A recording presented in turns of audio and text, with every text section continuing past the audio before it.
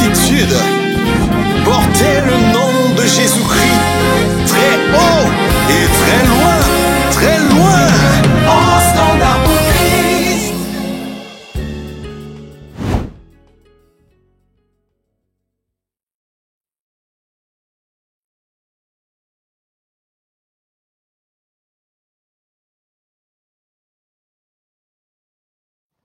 Bonjour peuple de Dieu, où que vous soyez, nous vous souhaitons la bienvenue sur toutes les plateformes de l'Église au standard pour Christ.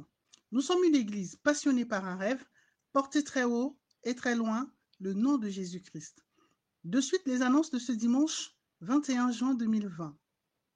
La coordination principale nous rappelle de la reprise de nos cultes de famille à domicile, tous les mardis et jeudis de 18h30 à 20h. Une orientation de prière qui accompagnera ces moments nous sera donnée via toutes les plateformes de communication tous les mardis et jeudis matin. Nous informons tous les bien-aimés de la mise en vente du nouveau livre du pasteur Roland Dallot intitulé « L'impact des rencontres dans la destinée », ainsi que celui de son épouse, maman Viviane Dallot, intitulé « Les souffrances inconnues de la femme du serviteur de Dieu ». Les personnes qui souhaitent acquérir ces livres peuvent nous contacter au 05 000 0017 ou au 06 700 36 36. Nous vous prions de noter que le stock est limité. Le département de l'étude biblique rappelle à tous les bien-aimés que dans le cadre de notre challenge lecture de la Bible, nous lisons 2 chapitres par jour et le lendemain est réservé à la méditation et au partage des chapitres déjà lus. Pour ce lundi, nous lirons Actes 13 et 14. Nous informons toute l'Église que, conformément à l'intervention du Premier ministre en rapport aux nouvelles mesures dans le cadre du déconfinement progressif, nous reviendrons vers vous en début de semaine pour une nouvelle orientation. Dans le cadre de notre responsabilité sociale et sociétale, nous vous prions de respecter les règles barrières contre le Covid-19 ainsi que celles édictées par nos autorités. Les personnes qui nous rejoignent pour la première fois et désirent être accompagnées ou soutenues sont invitées à nous communiquer leurs contacts au plus 242 05 000 0017 ou au plus 242 06 700 36 36, soit par mail à l'adresse contact@église_hsc.org. Vous avez aussi la possibilité de le faire directement en live via les réseaux sociaux sur notre page Facebook ou notre plateforme YouTube à l'adresse Au Standard pour Christ. Nous vous remercions pour votre aimable attention. Par ma voix, l'Église Au Standard pour Christ vous souhaite un très bon dimanche.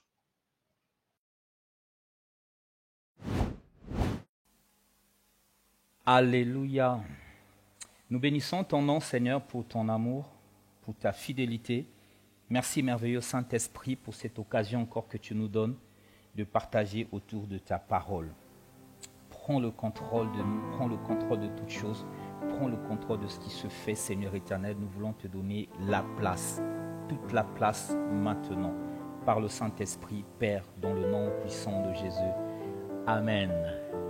Amen. Voilà, bien-aimés dans le Seigneur, je viens vous saluer ce matin encore. Ça fait un petit moment que je n'ai pas été en direct avec vous un dimanche matin, mais nous avons été bénis les 2 dernières semaines par les prédications de nos bien-aimés Kelly et Chancel. Alors ce matin, avant de commencer avec la parole, je voudrais vous présenter un livre. Un livre que certains parmi vous ont entendu parler. C'est le tout nouveau livre de l'apôtre Roland Dallot, L'impact des rencontres dans la destinée. Alors, je crois que vous en avez entendu parler dans les annonces tout à l'heure. Je vous recommande vivement ce livre. Je vous recommande vivement ce livre. Un livre juste méga puissant qui parle des connexions divines. Je vous le recommande. Je vous le recommande. Ce n'est pas vraiment dans mes habitudes de faire une sorte de publicité en direct comme ça sur la chair. Mais ce livre, il peut changer la vie de quelqu'un. Il peut transformer la vie de quelqu'un. L'impact des rencontres dans la destinée. Alors, comme nous avons entendu aussi dans les annonces, nous avons encore dans nos stocks le livre de la servante du Seigneur, maman Viviane Dallot, Les souffrances inconnues de la femme du serviteur de Dieu. Un livre aussi important qui est en train de devenir un best-seller vendu partout dans le monde. Je vous recommande vraiment ce livre. Ce n'est pas seulement pour les femmes, ce n'est pas uniquement pour les dames. C'est vrai que ça parle des femmes et ce n'est pas seulement pour les femmes des serviteurs de Dieu. En fait, ce livre s'adresse premièrement aux épouses des personnages publics. Même un homme politique, la femme d'un homme politique, de quelqu'un qui joue un rôle important, eh ben, sa femme vit pratiquement les mêmes réalités que vit la femme d'un pasteur. Et aussi pour les hommes, parce que c'est important pour nous de connaître d'avoir un regard sur ce que vivent nos épouses lorsque nous sommes un personnage public. Donc voilà, je vous recommande vivement ces deux livres. Soyez bénis, voilà, que Dieu nous bénisse et contactez-nous pour vous procurer ces livres. Je crois que vous serez bénis. Amen. Amen. Voilà, c'était une parenthèse que j'ai ouverte, que je referme tout de suite. Je voudrais ce matin commencer. Jusqu'à ce matin, j'avais un doute si le Seigneur va nous conduire dans ce thème comme une série, mais on le saura à partir de la semaine prochaine. Il y a tellement de choses qui nous passent par la tête, qui nous viennent à l'esprit par rapport à ce thème que nous ne pourrons pas tout dire en un seul culte. Donc si le Seigneur permet, peut-être que nous allons continuer ce message le dimanche prochain. Donc le thème que je m'en vais vous proposer, un thème vraiment, j'ai envie de dire, bizarre. Voici le thème de notre message de ce matin. Le genre de message que les croyants de ma génération n'aiment plus entendre. Le genre de message que les croyants de ma génération n'aiment plus entendre. Sans plus tarder, je vais vous proposer une portion des Écritures. Je vous invite à prendre vos Bibles dans le livre de 2 Timothée, le chapitre 4e. Nous allons lire à partir du verset 1er jusqu'au verset 5e. 2 Timothée, chapitre 4, à partir du verset 1er jusqu'au verset 5e. Voici ce que dit la parole du Seigneur. Je t'en conjure devant Dieu et devant Jésus-Christ, qui doit juger les vivants et les morts, et au nom de son apparition et de son royaume, prêche la parole, insiste en toute occasion, favorable ou non, reprend, censure, exhorte avec toute douceur et en instruisant. Verset 3, car il viendra un temps où les hommes ne supporteront pas la saine doctrine, mais ayant la démangeaison d'entendre des choses agréables, ils se donneront une foule de docteurs selon leurs propres désirs, détourneront l'oreille de la vérité et se tourneront vers les fables. Mais toi, sois sobre en toutes choses, supporte les souffrances, fais l'œuvre d'un évangéliste, remplis bien ton ministère. Alors, le verset 3 qui nous intéresse beaucoup, je vais le reprendre dans la traduction du Semeur. La Bible du Semeur traduit le verset 3 de 2 Timothée chapitre 4 ainsi. Car le temps viendra où les hommes ne voudront plus rien savoir de l'enseignement authentique. Dites avec moi, authentique. Au gré de leurs propres désirs, ils se choisiront une foule de maîtres à qui ils ne demanderont que de leur caresser agréablement les oreilles. Et j'ai pris aussi le même verset dans la traduction, dans la version français courant. Voici comment c'est dit. Car le temps viendra, verset 3 toujours, où les gens ne voudront plus écouter le véritable enseignement, mais ils suivront leurs propres désirs et s'entoureront d'une foule de maîtres qui leur diront ce qu'ils aiment entendre. Amen. Dites Amen. Dites encore Amen. Alors, lorsque nous lisons ce texte, il y a plusieurs choses que ce texte peut nous enseigner, mais je vais en sortir rapidement 3. Premièrement, autant lorsqu'on lit ce texte, la Bible dit « car il viendra un temps ». Donc, le texte est en train de nous parler du futur. Mais en fait, ce texte, cette réalité des hommes qui ne supportaient pas la véritable parole, n'est pas seulement de notre génération. Elle a commencé même dans la génération de l'Église primitive. La preuve, c'est que Paul est en train de donner le conseil à Timothée d'agir ainsi. Donc, le problème était déjà dans le présent puisque Timothée devait insister sur la bonne parole. Et pour le voir, nous le voyons avec le Seigneur Jésus quand nous lisons Jean chapitre 6, un texte merveilleux. Je vous recommanderais de lire tout le chapitre. Mais quand vous lisez le verset 53, la Bible dit, Jésus leur dit, en vérité, je vous le dis, si vous ne mangez la chair du Fils de l'homme et si vous ne buvez son sang, vous n'avez point la vie en vous-même. Celui qui mange ma chair et qui boit mon sang a la vie éternelle, et je le ressusciterai au dernier jour. Car ma chair est vraiment une nourriture et mon sang est vraiment un breuvage. Donc le Seigneur Jésus est en train de dire à ceux qui étaient avec lui, aux disciples, aux nombreuses personnes qui étaient en train de le suivre, combien il était important pour eux de manger la chair du Seigneur et de boire le sang du Seigneur. Quand je prends le verset 60 dans la version français courant, la Bible dit, après avoir entendu Jésus, beaucoup de ses disciples dire, là il exagère. Comment admettre un tel discours? Amen. C'est-à-dire qu'ils ont entendu, ils disent, mais c'est pas possible. Là, il exagère. La version Louis II dit, plusieurs de ses disciples, après l'avoir entendu dire, cette parole est dure. Qui peut l'écouter? Et Français courant dit, après avoir entendu Jésus, beaucoup de ses disciples dire, là, il exagère.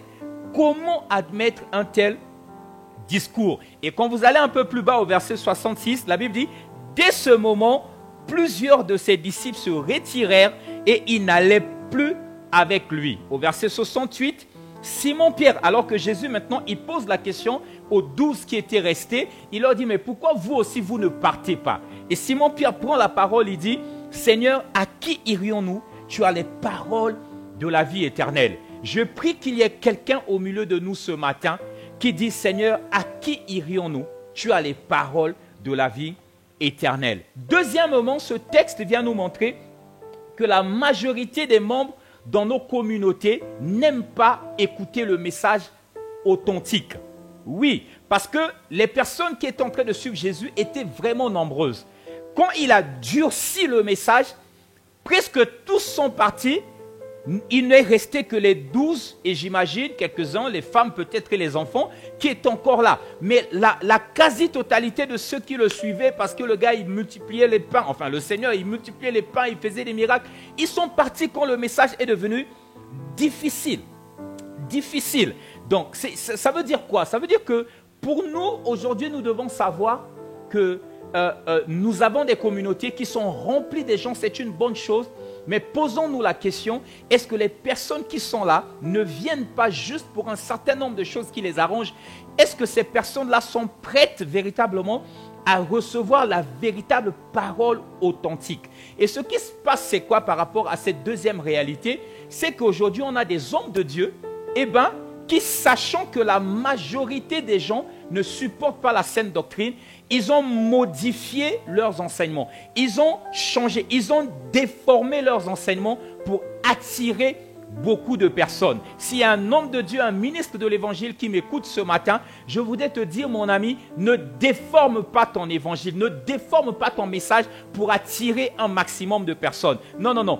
Prêche la parole authentique et tu verras qu'avec le temps, même si au début les gens viendront comme très lentement, mais avec le temps, les gens vont se sentir sécurisés au travers de la véritable parole que tu prêches. L'apôtre Pierre, la première fois qu'il a prêché Christ mort et ressuscité. 3000 personnes se sont converties. Ne déforme pas ton message pour essayer de contenir un certain nombre de gens. Parce qu'ils viennent, ils restent là, mais ce sont des gens qui vous posent des problèmes dans les églises parce qu'ils sont mal convertis. Ils sont mal affermis. Alléluia. Amen. Alors, la troisième réalité que je veux ressortir au travers de ce texte, c'est qu'il y a parmi les prédicateurs certains qui n'ont pas été donc choisis par Dieu. Il y a certains qui ont été choisis par les hommes. Parce que la Bible dit ici que ces gens-là se donneront une foule de docteurs. Ils se choisiront un certain nombre de docteurs qui vont leur dire des choses qui les intéressent, des choses qui les arrangent. Donc j'imagine que peut-être il y a quelqu'un qui dit un certain nombre de choses qui sont agréables aux oreilles de gens, et puis les gens l'acclament, les gens, ils deviennent son fanatique, les gens les lèvent et on peut considérer cette personne comme un prédicateur, mais qui n'est pas véritablement un prédicateur. En tant que ministre de l'Évangile, là je m'adresse encore une fois de plus au ministre de l'Évangile, avec toute humilité, en tant que ministre de l'Évangile, nous devons faire très attention avec les amens dans l'Église. J'ai remarqué une chose, c'est que souvent lorsque les gens disent amen à un message, ce n'est pas forcément par rapport à eux-mêmes. Mais des fois, c'est par rapport aux autres. Surtout lorsque vous prêchez et puis vous entendez quelqu'un dire « Amen !» Faites attention, parce qu'en général, quand il fait ça, en fait, il est en train de parler à quelqu'un qui est de l'autre côté. Par exemple, tu es en train de prêcher et puis tu dis « Voilà, vous êtes des enfants de Dieu, vous ne devez pas voler. » Et puis tu entends au fond de la salle « Amen !»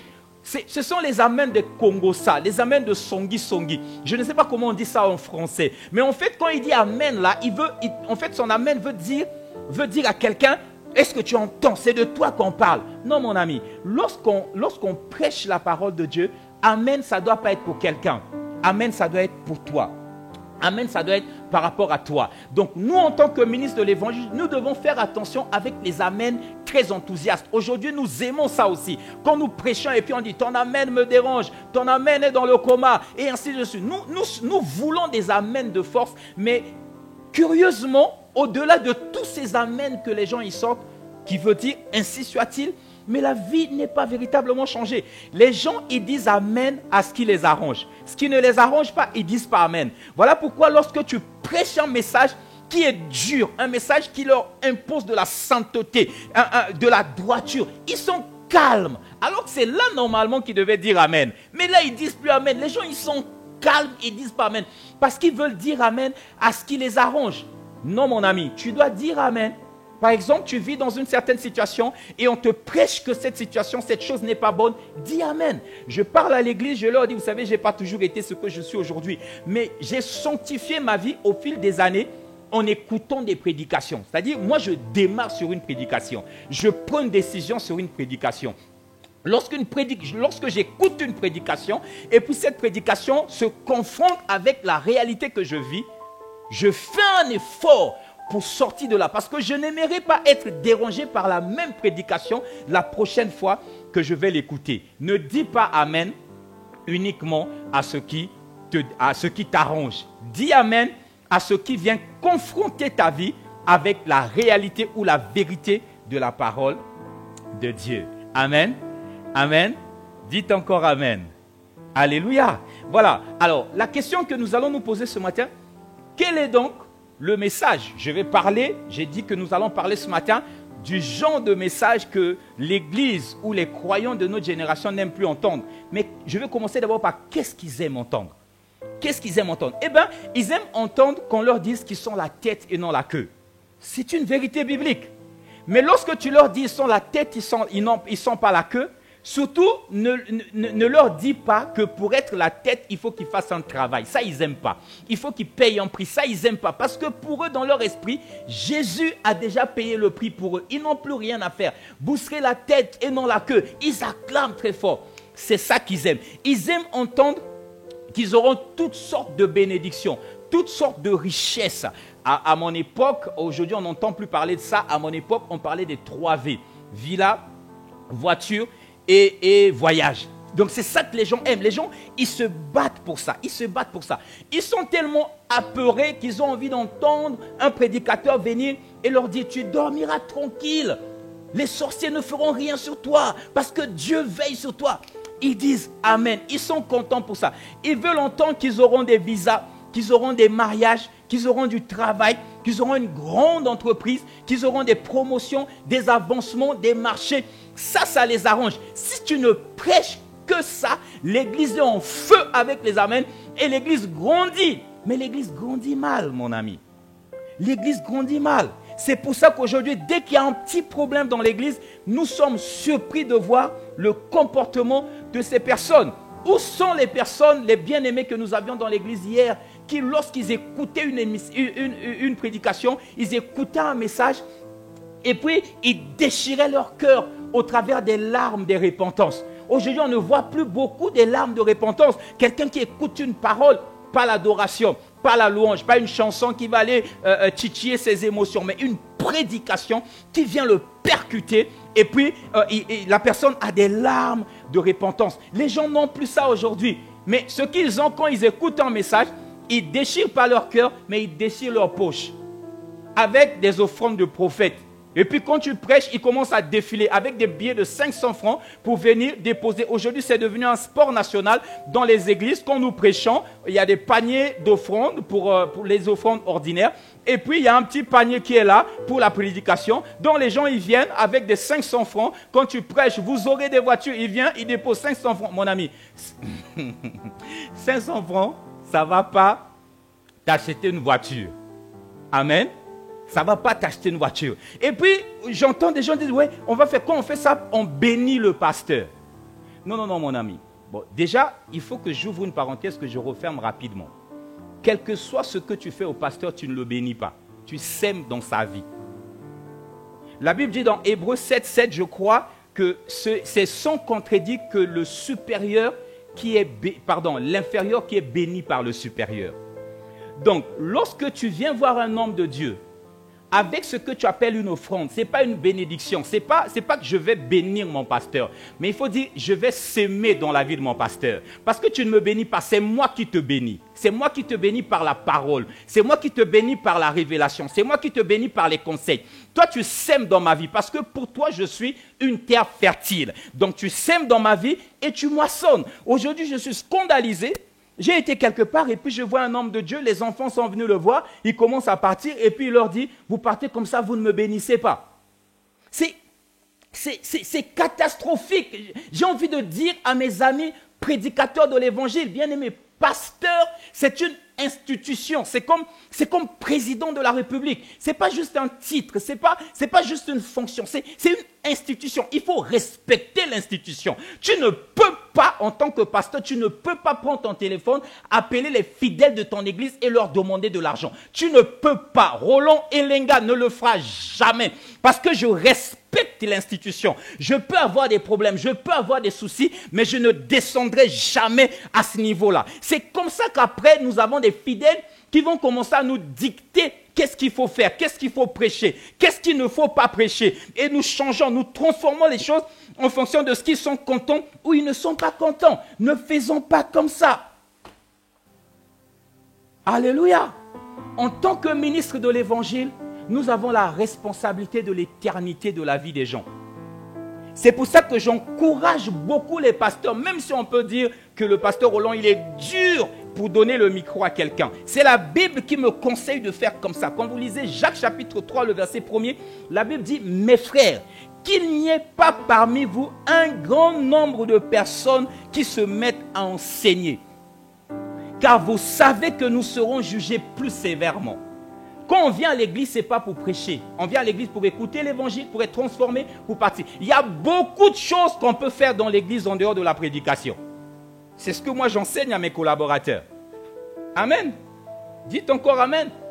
Dites encore amen. Aujourd'hui, à force de vouloir prêcher des belles choses que les gens aiment, des choses sucrées, pendant que j'étais en train de méditer, j'ai dit, mais Seigneur, si on ne prêche que les choses sucrées, c'est pour ça qu'on a des églises diabétiques aujourd'hui. Parce qu'on leur a donné trop de paroles sucrées. L'église est devenue diabétique. Avec tout le respect que j'ai pour des personnes qui sont cliniquement diabétiques. Je ne parle pas de ça. Ce que je veux dire, c'est qu'à force de donner des messages qui font plaisir, qui titillent les émotions des enfants, ils sont malades.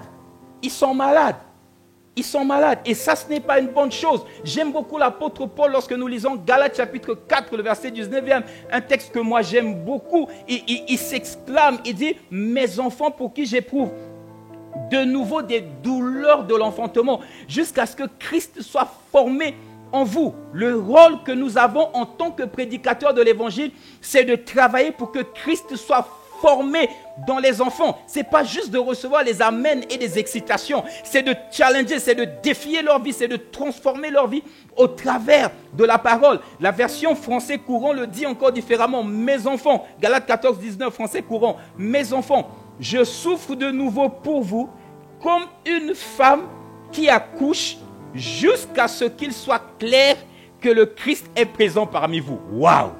Je souffre de nouveau pour vous, comme une femme qui accouche, jusqu'à ce qu'il soit clair que le Christ est parmi vous.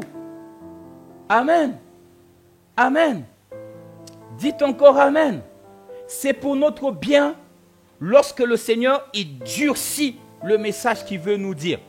C'est parce qu'il veut sortir le jus qu'il y a en nous. C'est parce qu'il veut sortir le meilleur qu'il y a en nous. C'est parce qu'il veut travailler en nous afin de nous présenter devant le monde comme il pouvait prendre Job et présenter devant Satan. Il veut se glorifier. Je vais changer de phrase. Il veut nous présenter avec fierté devant les hommes. Mais pour ça, il faut que nous nous laissons travailler par l'évangile, nous nous laissons travailler par la parole de Dieu. La Bible dit dans Jean chapitre 17, sanctifie-les par la vérité. Ta parole est la vérité. C'est la parole qui nous sanctifie, les amis. C'est la parole. Ne choisissons pas juste une parole qui nous fait plaisir, mais aimons la parole de Dieu dans sa totalité. Est-ce que ces bonnes choses dont j'étais en train de parler ne font pas partie de la Bible? Si, c'est doctrinal, mais nous ne devons pas aimer Dieu que pour ça. Sinon, l'apôtre Paul, tel qu'il le dit, nous serons pris comme l'homme le plus malheureux sur la terre. Si nous sommes en Christ seulement pour les choses de cette génération. Alléluia. Amen. Amen. Voilà, donc aujourd'hui, j'aimerais voir avec vous 5 choses que moi j'appelle souvent les grands rendez-vous dans la marche avec Christ. En général, j'en prêche 4. Aujourd'hui, j'en prêche 5. 5 grands rendez-vous de la marche avec Christ. Qu'est-ce que je cherche? Qu'est-ce que je recherche comme but dans ce message? Donc, en fait, j'étais encore seulement dans l'introduction. Qu'est-ce que je suis en train de rechercher? C'est de faire comprendre aux croyants, c'est de faire comprendre aux enfants de Dieu que le fait que Dieu soit avec nous ne veut pas dire que nous ne pouvons pas traverser des temps de défi ou des temps difficiles. Dieu ne nous a jamais promis que tout sera facile, mais il nous a promis que tout sera possible par sa grâce. Alléluia. Amen. Pas facile, mais possible par sa grâce. 1 Pierre chapitre 1er, les versets 6 et 7, voici ce que la Bible dit. C'est là ce qui fait votre joie.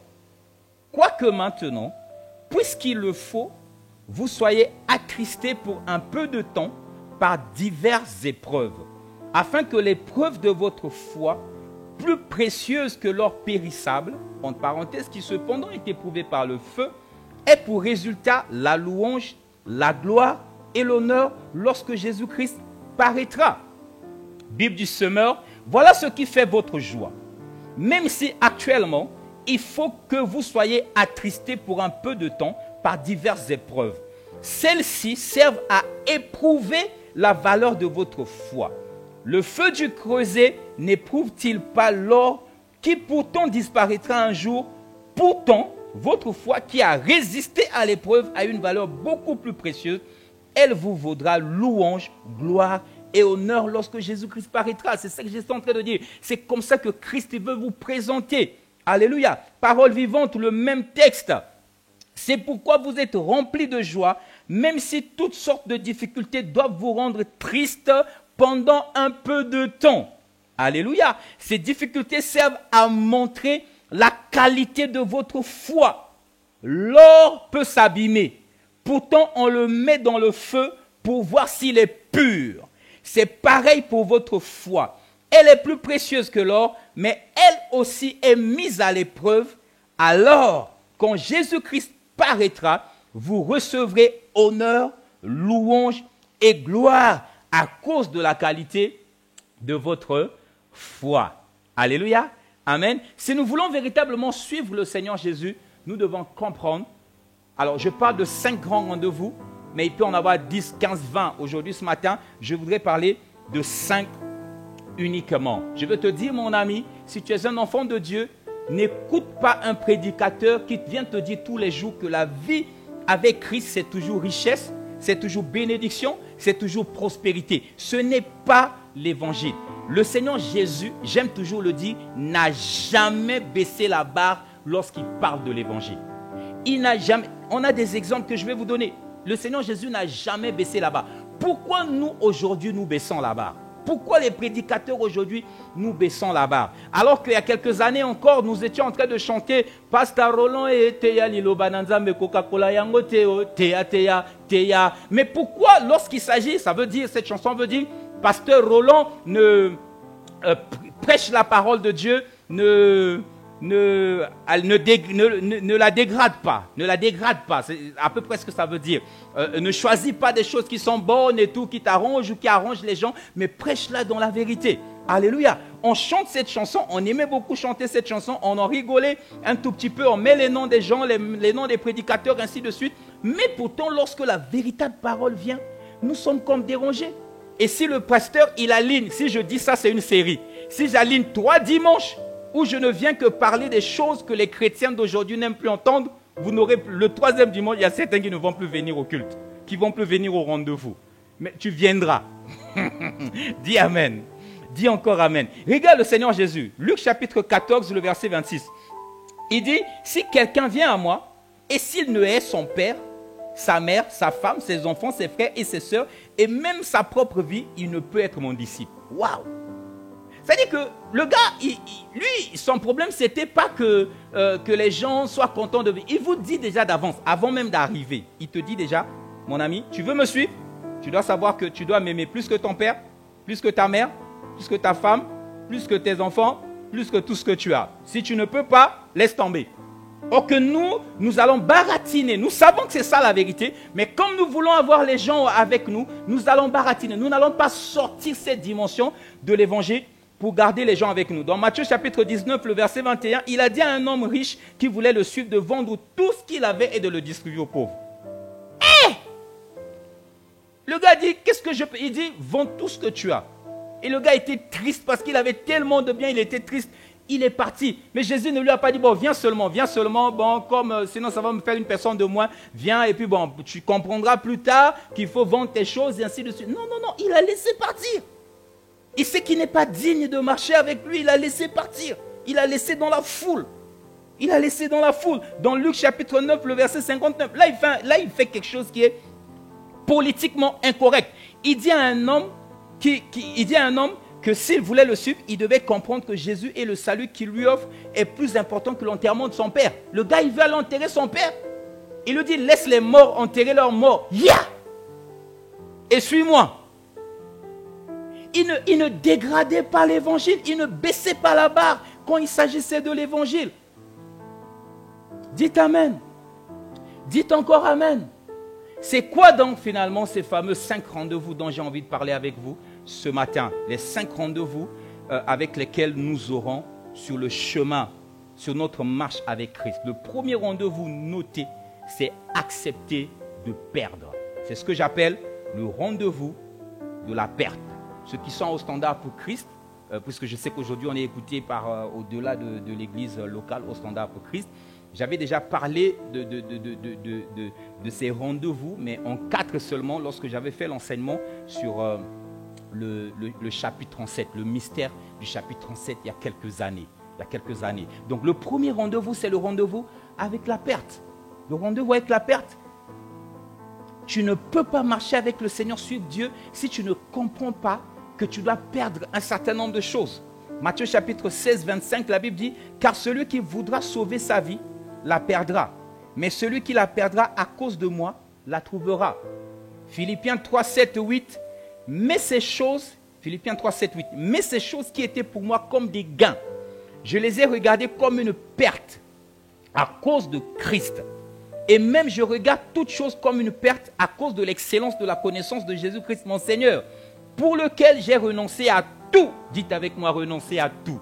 « Pour lequel j'ai renoncé à tout et je les regarde comme de la boue afin de gagner Christ. » Alléluia. Marcher avec Christ, ça veut dire qu'il y a un certain nombre de choses que nous étions en train de voir comme importantes pour nous. Nous devons apprendre à les voir, à les perdre à cause de Christ. Deuxièmement, ça va être le rendez-vous avec la souffrance. Alléluia. Avec la souffrance. Oui. Philippiens chapitre 1er, 29-30, la Bible dit, et cela, alors j'aime pas les versets qui commencent par et cela, j'aurais pu prendre le verset d'avant pour donner un sens, pas de problème. Et cela de la part de Dieu, car il vous a été fait la grâce par rapport à Christ, j'aime ça, écoutez bien, il vous a été fait la grâce. Nous, on croit que la grâce, c'est seulement quand on te donne le travail. La grâce, c'est seulement quand on te donne une femme ou tu as eu des enfants. Écoutez la grâce ici, écoutez. Car il vous a été fait la grâce par rapport à Christ, non seulement de croire en lui, mais encore de souffrir pour lui. C'est ça la grâce. Souffrir pour Christ, c'est la grâce, mon ami.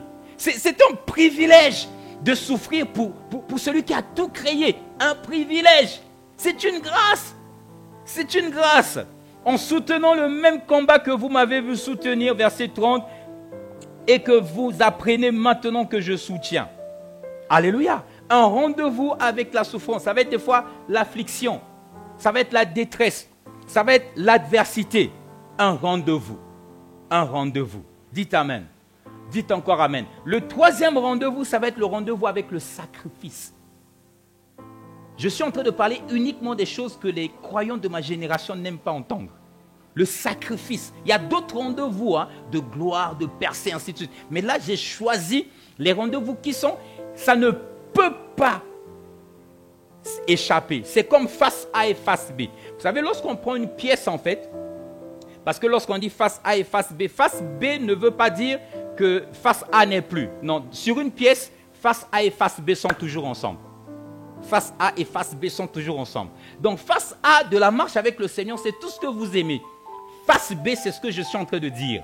Et l'une des faces ne remplace pas l'autre. Les deux sont ensemble et c'est les deux qui forment la pièce. Des fois, ça sera pile, des fois, ça sera face. Tu dois t'y préparer. C'est pourquoi l'apôtre Paul pouvait dire, j'ai appris à vivre dans l'abondance, j'ai appris à vivre dans la disette. Face A et face B. Face B ne remplace pas face A.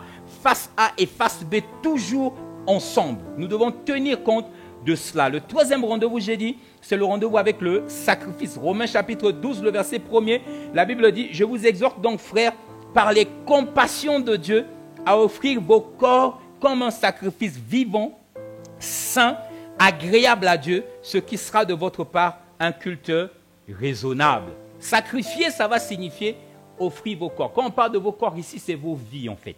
C'est offrir vos vies comme un sacrifice vivant, saint, agréable à Dieu. Des fois, ça va être offrir vos possessions. Vos possessions. Possessions matérielles, possessions financières. Pour Dieu, sacrifier.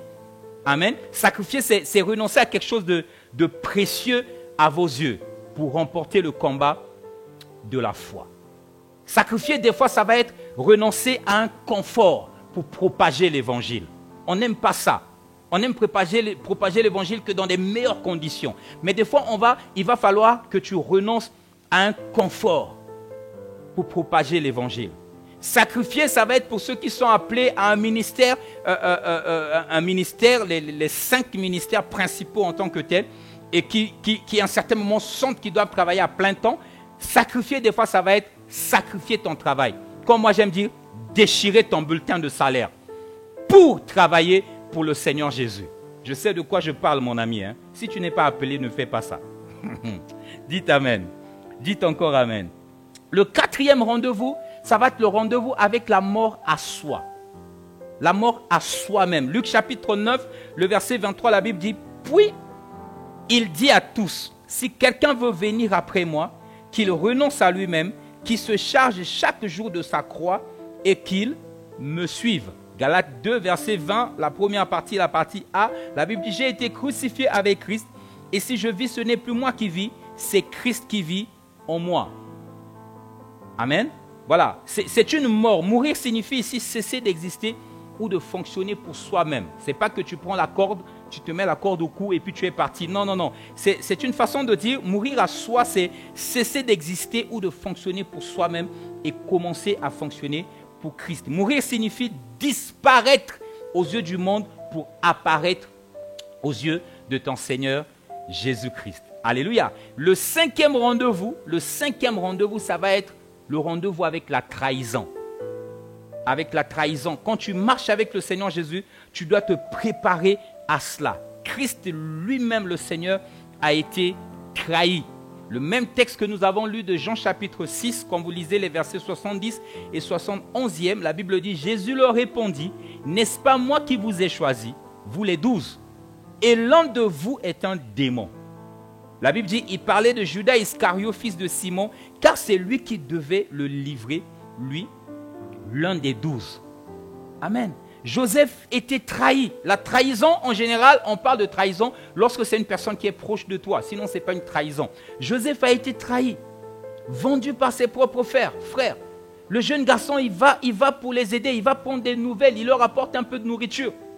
Le gars est châtié, le gars est vendu, trahi par ses propres frères. Mais ça faisait partie de sa marche avec le Seigneur. La trahison aujourd'hui a pris d'autres formes. Ça peut être par exemple une trahison par ceux qui se proclament enfants de Dieu, mais qui critiquent l'Église. Sur les réseaux sociaux, je n'arrive pas à comprendre comment un enfant de Dieu critique l'Église sur les réseaux sociaux. Et puis les gens, ils font des posts du genre, non, je mets ça là, je drop ça là. Après, n'allez pas me dire que j'ai critiqué l'Église, n'allez pas me dire que les pasteurs, ainsi de suite. Moi, je mets juste une réflexion. Tu es un enfant de Dieu, mais tu es en train de faire l'œuvre de Satan. Tu es en train de faire l'œuvre de Satan.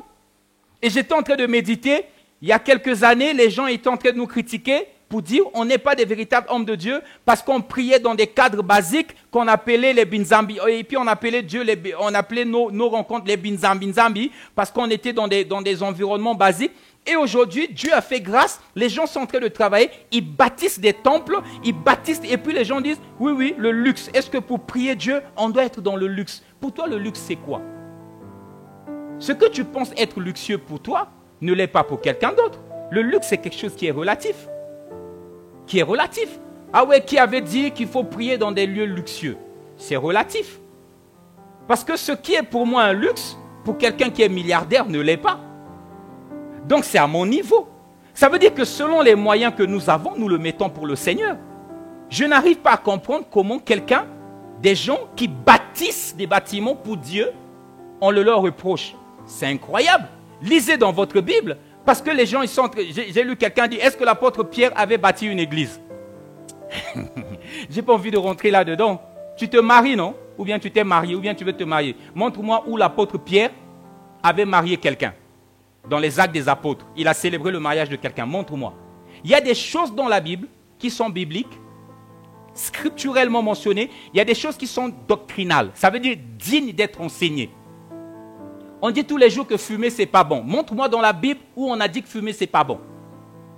Donc tu ne peux pas chercher un bâtiment. Mais les bâtiments, il y en a dans la Bible. Mais Jésus est parti au temple. Le temple avait été bâti. Regardez comment Dieu a pris soin en donnant des ordres à Salomon, en commençant d'abord par Moïse, lorsqu'il fallait construire le temple, de respecter un certain nombre de choses. Alléluia. Dites Amen. Dites encore Amen.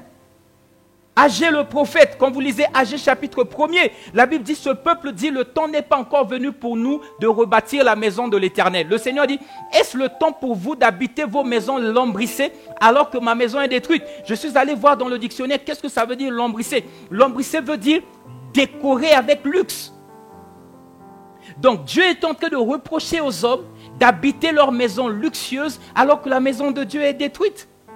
Et moi, depuis que j'avais compris ce texte-là, j'ai écouté une prédication, quelqu'un a prêché sur le livre de Agé chapitre 1er, il en a parlé. J'avais pris la décision que jamais ma maison sera plus luxueuse que la maison de Dieu. Donc, tu peux parler comme tu veux, j'investirai encore pour rendre la maison de mon Dieu plus belle, plus belle, plus belle. Plus le Seigneur me donnera des moyens, plus nous allons investir pour prier et célébrer notre Dieu dans des bonnes et des meilleures conditions. Et puis les gens, ils nous disent, oui, mais pourquoi vous ne prenez pas cet argent et vous donnez aux pauvres? Voilà l'esprit de Judas. Une femme vient adorer Jésus avec son parfum, et puis voilà, ceux-là, ils vont dire, on aurait pu vendre ce parfum et donner l'argent aux pauvres. Le Seigneur dit, non, les pauvres, vous les aurez avec vous tous les jours. Cette femme, elle a investi dans ma vie. Lorsque nous bâtissons pour Dieu, nous bâtissons pour des générations futures. Nous bâtissons pas pour nous, pour des générations futures, mon ami. Et donc, on se sent trahis, le Saint-Esprit se sent trahi par des gens comme ça. Et moi, ce qui m'étonne, c'est que ce sont des enfants de Dieu. Si c'est un problème pour toi, si tu es de la famille des enfants de Dieu, mais dans la plupart des églises aujourd'hui, il y a des groupes WhatsApp, pourquoi tu n'écris pas dans le groupe de l'église et poser la question? Pourquoi tu écris en public? Est-ce que ton mari ou ta femme là que tu as, est-ce qu'ils sont parfaits? Est-ce que tes enfants sont parfaits? Est-ce que lorsqu'ils ont un problème, tu prends leur problème et tu mets sur Facebook pour que les gens jugent? Non, tu ne le fais pas. Ça veut dire que l'église n'est pas vraiment ta famille. Si l'église était ta famille, tu n'allais pas prendre les problèmes de l'église et mettre sur Facebook. Parce que les gens qui interviennent là, en général, ce n'est pas des enfants de Dieu. C'est des gens qui attendent, qui veulent critiquer l'église. Et dès que vous mettez un post comme ça, ils bombardent, ils bombardent, ils bombardent. Qu'est-ce que tu es en train de faire? Le diable est en train de t'utiliser pour détruire l'église. Réponds-toi, mon ami. Réponds-toi, mon frère. Réponds-toi, ma soeur. Quand je lis ça, je me sens trahi. Je dis, mais comment un enfant de Dieu peut faire des choses comme ça? Et en plus, c'est pour des choses que vous n'avez rien compris. Posez la question, on vous explique. Je ne suis pas en colère. Hein? Dites Amen. Dites encore Amen. Pourquoi donc le Seigneur a prévu dans notre vie que nous passions par tous ces rendez-vous-là? Eh bien, je vais voir avec vous 2 raisons. Seulement, aujourd'hui, je vais m'arrêter à 2 raisons. La première raison, ce sont des bénéfices de ces choses. Le premier bénéfice, ça va être que ces phases d'aiguisement, moi je les appelle les phases d'aiguisement, vont premièrement, si notre attitude pendant ces phases est bonne, cela permet à Dieu d'attester si nous l'aimons plus que tout. Dieu veut savoir si nous l'aimons plus que tout. Est-ce que nous allons l'abandonner sur le chemin? Il a fait avec Abraham. Dans Genèse chapitre 22, le verset 12e, il lui a demandé de sacrifier son fils. C'était quelque chose de difficile. Il a fait avec Joseph. Quand vous lisez Joseph chapitre 39, vous allez voir qu'à un certain moment, au verset 9, la Bible dit que Joseph a réagi à la tentation de la femme de Potiphar. Il a dit ceci au verset 9, il n'est pas plus grand, donc il parle de Potiphar, il n'est pas plus grand que moi dans cette maison et il ne m'a rien interdit excepté toi, parce que tu es sa femme. Comment ferais-je un aussi grand mal et pécherais-je contre Dieu? Donc en résistant, mais ces choses arrivent. C'est un enfant de Dieu, mais ces choses arrivent. Mais il tient bon. Et quand il tient bon, conclusion, Dieu sait que ce garçon m'aime plus que tout. Parce qu'il était esclave, hein. Si le gars avait accepté de sortir avec la femme de Potiphar, il allait être un esclave, l'esclave le mieux traité de l'Égypte. Hein. Mais à cause de Dieu, à cause de l'amour qu'il avait pour Dieu, il a préféré mourir à lui-même et aimer son Seigneur. Deuxièmement, le Seigneur, il nous fait passer, il nous laisse passer. J'aime bien dire, il nous laisse passer, pas il nous fait passer. Il permet, il nous laisse passer par ces choses parce qu'il veut que nous puissions apprendre à dépendre totalement de lui. Là, c'est le mystère de la manne. À dépendre chaque jour de lui. Il va tout te retirer, mon ami. La vie avec Dieu, ce n'est pas toujours bonbon. Il va arriver des fois où il va te rester un marché. Le marché, là, c'est ce que moi j'appelle la manne. C'est le seul marché qui va te permettre de payer tes travailleurs, de faire un petit voyage, de revenir, c'est tout. Il va permettre qu'il arrive une situation dans ta vie et tous les amis te quittent. Il te reste un ami. Cet ami-là, c'est la manne. Tout le monde te quitte, mais il te garde quand même une personne qui sera là en train de t'écouter, en train de te soutenir. Je vais atterrir avec vous, mon ami, mes amis. La vie avec Dieu, lorsque nous marchons avec le Seigneur, il ne nous arrive pas toujours des choses qui sont intellectuellement logiques. Il peut nous arriver des choses que nous ne comprenons pas. Mais ça fait partie de la marche avec le Seigneur. Et tu dois savoir ça. Je dois te prêcher ça. Je dois te le dire. Je dois te le rappeler. Je dois même te dire qu'il peut arriver qu'on licencie les gens et toi tu fais partie de ces gens-là.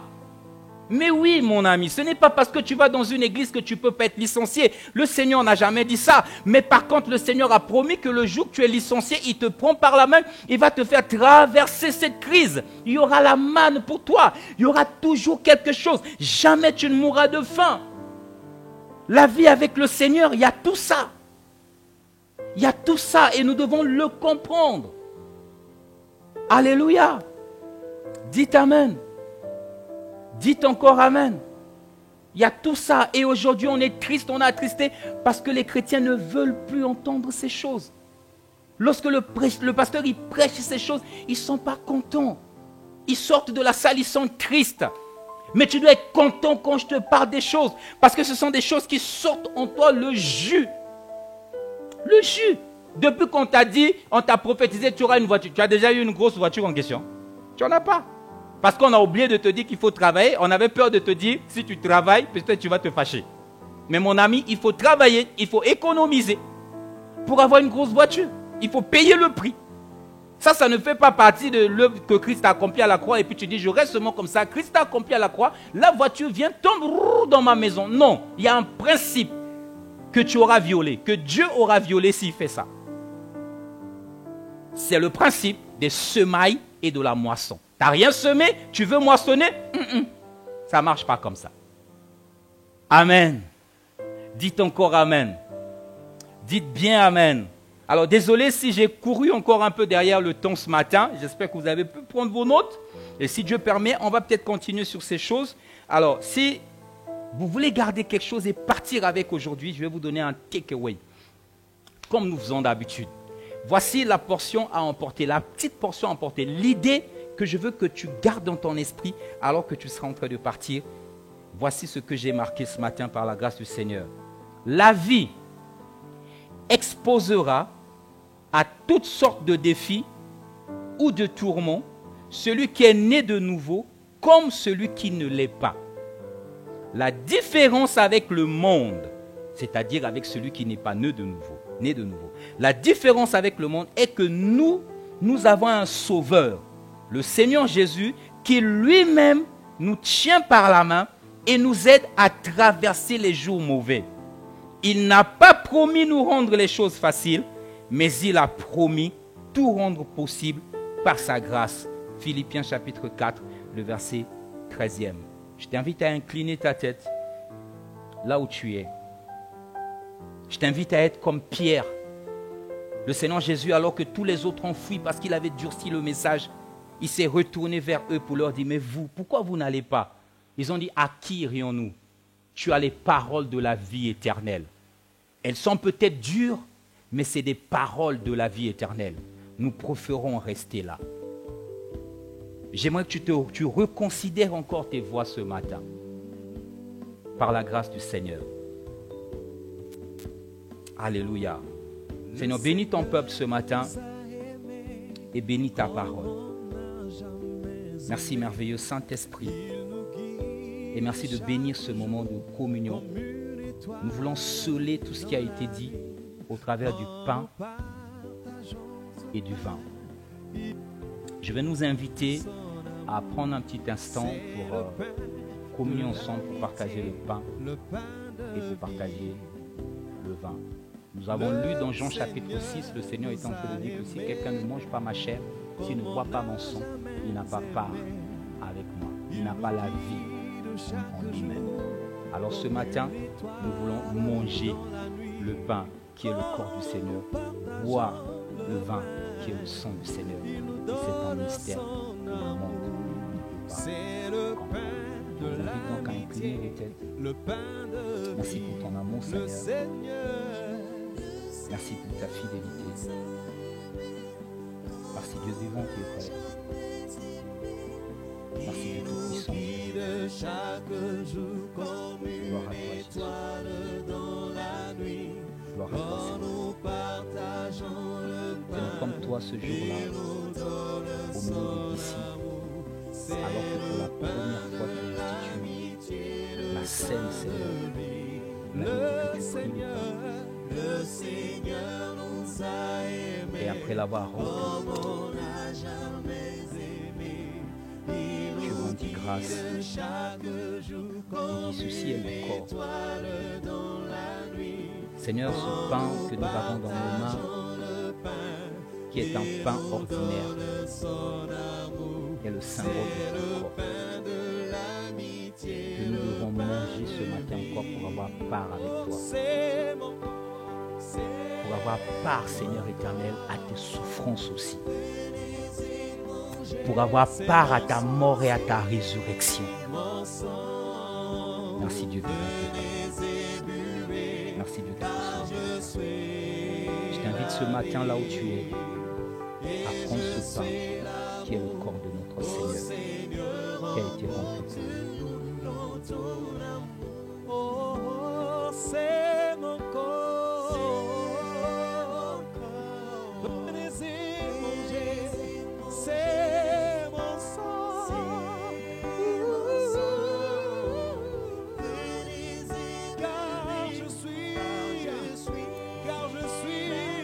Et la Bible dit, après avoir soupé, il prit la coupe et dit, cette coupe est la coupe de la nouvelle alliance en mon sang. Faites ceci en mémoire de moi. Seigneur, ce matin, c'est en mémoire de toi, de l'œuvre que tu as accomplie à la croix, de ta vie que tu as donnée pour nous, de ta présence au milieu de nous par le Saint-Esprit et du merveilleux événement de ton retour que nous attendons, Seigneur. Merci pour ce souvenir. Merci de nous aider à garder ces choses à l'esprit. La Bible dit que l'âme de tout être, c'est son sang. Alors que nous prenons, Seigneur, la coupe, nous buvons, Seigneur éternel, ce qui est ton sang, ô notre Dieu. Ce sang qui nous a été donné, qui a coulé pour nous, le sang du rachat, le sang pour lequel il est écrit, les ont vaincus à cause du sang de l'agneau et de la parole de leur témoignage. Le sang qui crie plus haut et plus fort que le sang d'Abel. Alors que le sang d'Abel criait vengeance, Seigneur, ce matin encore ton sang crie miséricorde. Miséricorde pour l'Église que nous sommes, qui se détourne de la véritable parole, alors que l'Église devait être la colonne et l'appui de la vérité. Miséricorde, Seigneur. Miséricorde. Je t'invite, mon bien-aimé dans le Seigneur, à prendre la coupe, le sang du Seigneur. Alléluia. Quelle grâce et quel privilège d'avoir part à ces moments. Alors je voudrais m'acquitter de ce devoir hebdomadaire, celui de vous accompagner dans vos moments d'offrande, de reconnaissance, de portions d'alliance que vous apportez dans la maison du Seigneur pour faire avancer son œuvre. Je te bénis pour ton amour, Seigneur, je te bénis pour ta fidélité. Toi qui sais faire la différence entre celui qui est reconnaissant et celui qui ne l'est pas. Manifeste cette différence dans la vie de mon frère, de ma soeur, ceux-là qui nous soutiennent pour faire avancer ton œuvre.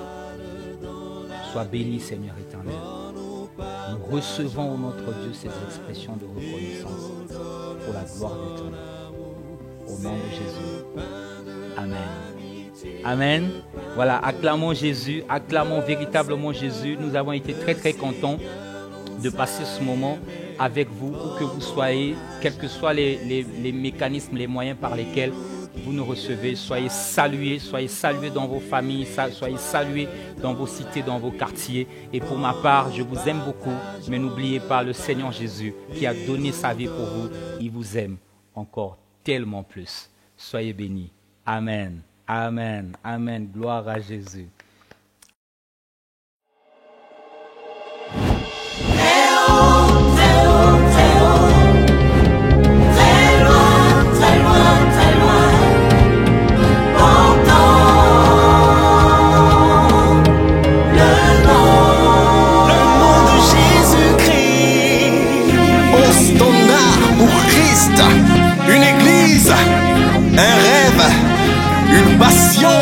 Et une attitude, porter le nom de Jésus-Christ.